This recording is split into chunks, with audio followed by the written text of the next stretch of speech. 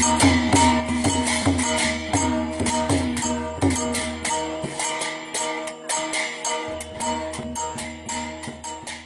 นค่าใครผักถึงมุกซุ่มซ้อนฮะเนาะเขากดตังขึ้นมาเย้ามือเลียวแน่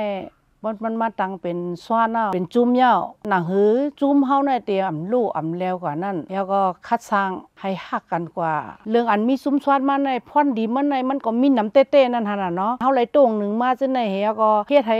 ก้นหวานก้นเมืองฮู้จักซุ่มเฮามาในมันก็มีตั้งน้ำตั้งหลายอันพันดีเนี่ยมันก็บ่มีนั่นน่ะบ่เฮามาจังด้วยหิวตัวน่ะกำน้ำได้ก็จ้อยปันเปิ้นขามเสสลาเฮียก็เฮ็ดแมงเปิ้นสวยแถมเปิ้นตุกเปิ้นยากจึงหือเปิ้นปลายเพมาจึงหือเรื่องกล้าขายก้นจังได๋เฮาคักจอยหรือเปิ้นมาไล่จังได๋น่ะดีระดับมุกจุ่มเฮาเต้ๆวาๆนั่นใครผักถึงลุ้นน้องเฮากว่ามุกจุ่มเฮาเกียนแข็งไว้เอาหนังหือได้เขียนแข็งเลยกว่านั้นลุ้นน้องเฮาในเฮาต้องคัดเจอแล้วก็เฮ็ดสร้างกว่าตั้งมีทุนก็อย่าเหมือนเฮาก็เฮาเฮ็ดมาก็มีทุนให้อีกนั่นเนาะเฮาหลเอาตัวเฮาตุกให้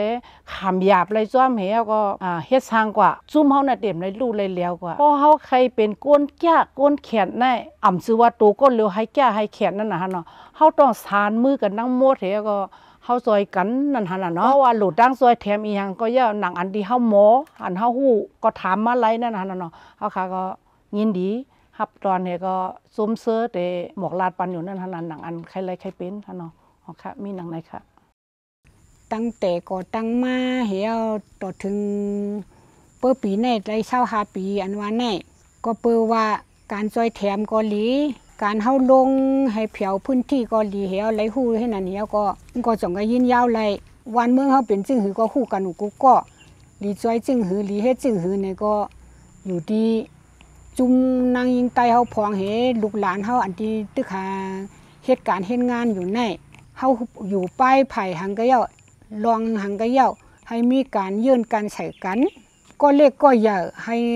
นับถือกันนั่นน่ะให้ยุ่มยำกันเฮรุ่นปีเนี่ยป้นรุ่นน้องมาเนี่ยก็จะยื่นใจยาวเฮตัวแถมกันจอยแถมกันให้ยื่นยาวกว่าข้าวหึงแทงเขาคาอยู่ตั้งหลังเฮเท้าเนี่ยก็ปันเอ็นปันแห้งปันตั้งจอยแถมกำลังใจดูช่างในก็ลาดมาพอตั้งมีชีวิตอยู่ในได้ตื่นเด็ดจอยกว่าตาเสเต็มปฏิเสธค่ะนะก็เพื่อนั้นแหละยุ่มย้ำว่าลูกหลานเฮาคาก็ดีสืบทอดต่อกันกว่าค่ะเนาะยินดียินจงค่ะ Congratulations on the 25th anniversary of the Chan Women's Action Network. Asia Pacific Forum on Women Law and Development is very proud to have SWAN as our member, and we are most inspired by your rigorous and unwavering activism to amplify the voices of women, especially in ending all forms of violence against women and girls. APWOD support your struggle for the right to self-determination, and we will stand and act in solidarity with you for your liberation, peace, justice, and human rights. Congratulations once again and in solidarity.